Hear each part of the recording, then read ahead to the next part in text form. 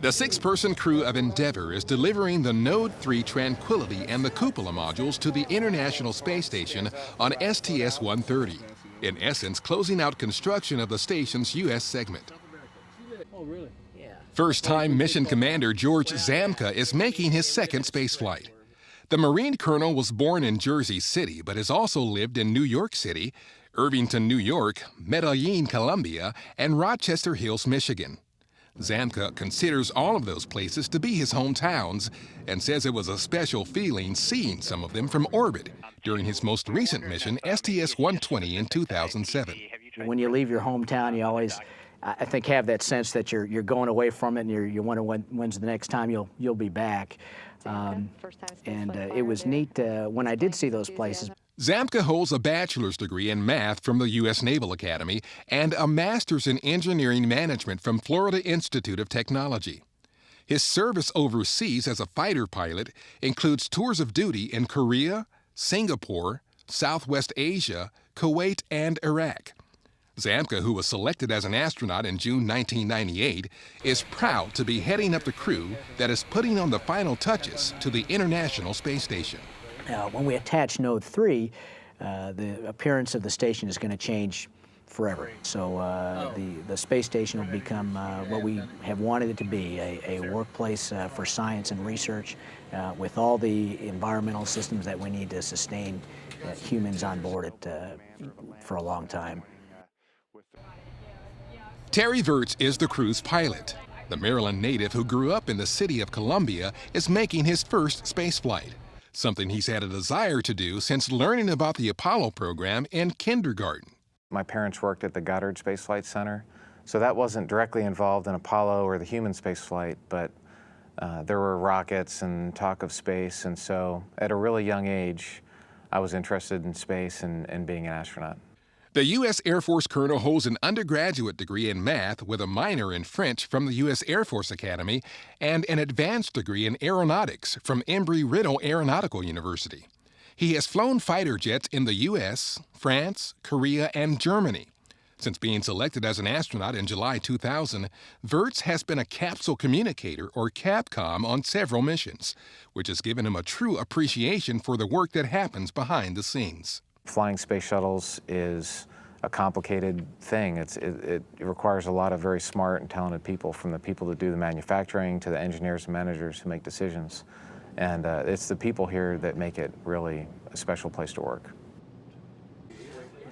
STS-130 is the second space flight for Kay Heyer, a captain in the Navy Reserve. The native of Mobile, Alabama, flew on the 16-day STS-90 Neural Lab mission in 1998.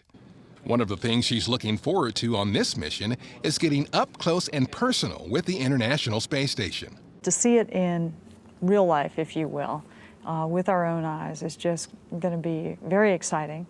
And we're going to certainly have a lot of cameras out and getting pictures as we approach the International Space Station, as well as when we undock from the International Space Station. Heyer earned a bachelor's in engineering resources management from the U.S. Naval Academy and a master's in space technology from Florida Institute of Technology.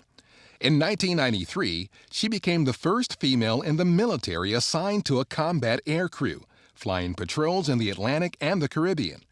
She didn't initially consider the Navy or becoming an astronaut because at one time there were no women in those careers. However, when those opportunities became available to me, that's when I started realizing, wow, this is something that I could do and I could apply for.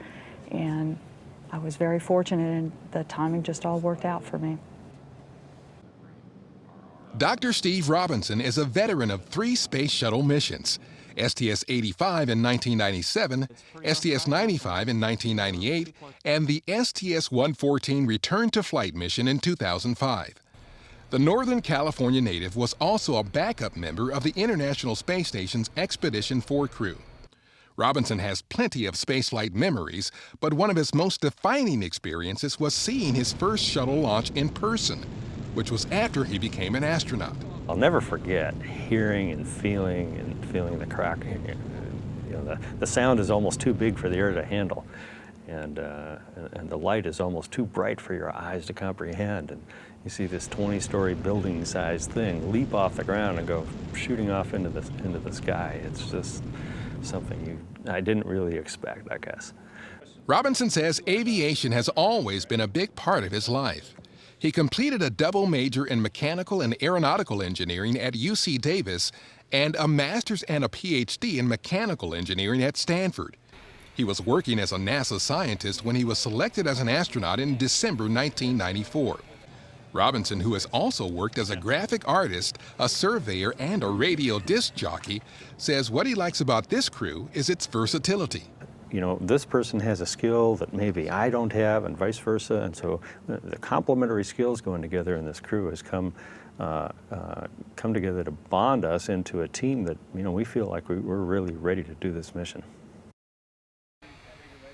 Nicholas Patrick, a doctor of philosophy and mechanical engineering, is one of the spacewalkers on the crew. This is Patrick's second spaceflight. He flew on STS-116 in 2006. Patrick, a citizen of both the U.S. and the United Kingdom, was born in the Yorkshire Moors, near the home of James Cook, the captain of the famed 18th century sailing vessel Endeavour.